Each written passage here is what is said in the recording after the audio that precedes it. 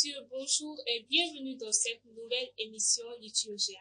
Il s'agit d'une émission que nous vous proposons afin de vous aider à mieux comprendre les faits, les gestes et certaines réalités relatives à la liturgie.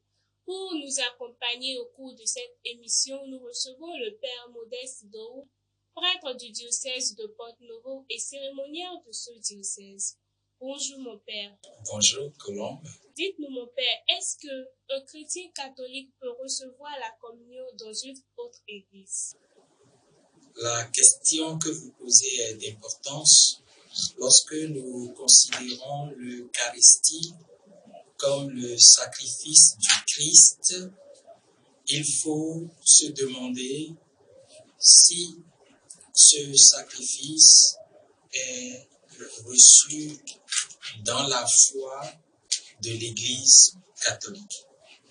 Dans cette foi de l'Église catholique, c'est le sacrifice auquel Jésus nous a demandé de communier.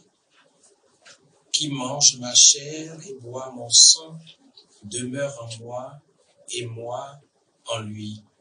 Et partout donc où il y a un prêtre catholique qui célèbre l'Eucharistie, il y a le corps de Jésus comme Jésus a voulu le donner au monde.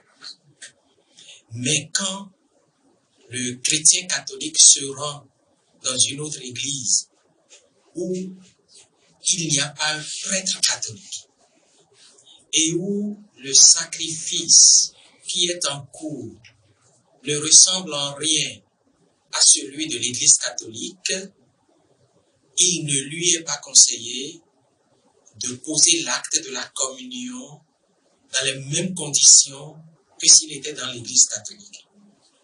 Ou encore, il ne lui est pas permis de mettre sa foi dans l'acte qui se pose au point de se dire « ce que je reçois est le corps du Christ ».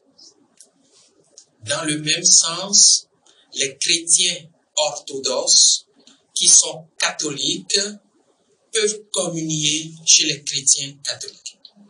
Et les chrétiens catholiques peuvent communier chez les orthodoxes. Mais il faudrait vérifier que cette église est vraiment une église catholique de rite orthodoxe. Merci beaucoup mon Père. Merci. Mesdames, Messieurs, nous voici au terme de notre émission. Merci au Père Modeste Dohou de nous avoir donné son éclairage. En attendant une autre émission, portez-vous bien et à bientôt.